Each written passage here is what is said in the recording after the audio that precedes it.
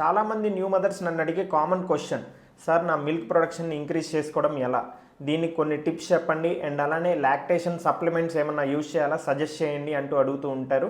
దీని గురించి ఎక్స్ప్లెయిన్ చేస్తూ వీడియో చేస్తున్నాను, ఎండ్ వరకు చూడండి. హలో ఎవ్రీవన్, నేను మీ doctor Praneeth Reddy. Frequent breast feeding ఇస్తూ ఉండాలి. ఎన్ని ఎక్కువ సార్లు బేబీ చేత బ్రెస్ట్ సక్ చేపిస్తే అంత ఎక్కువ ప్రొలాక్టిన్ అనే హార్మోన్ రిలీజ్ అవుతుంది. దీని ద్వారా మిల్క్ ప్రొడక్షన్ ఇంప్రూవ్ అవుతుంది.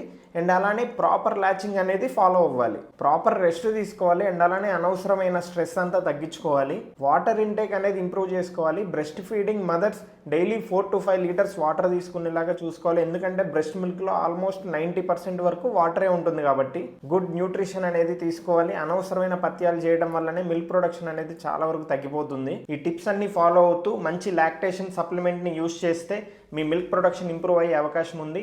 మైలోకేర్ Lactomama lactation granules is a Ayurvedic plant based herbal nutrition supplement. ఇందులో శతావరి, సోవా, మొరింగా, పాలక్ లాంటి ఇతర ఆయుర్వేదిక్ హెర్బ్స్ ఉన్నాయి.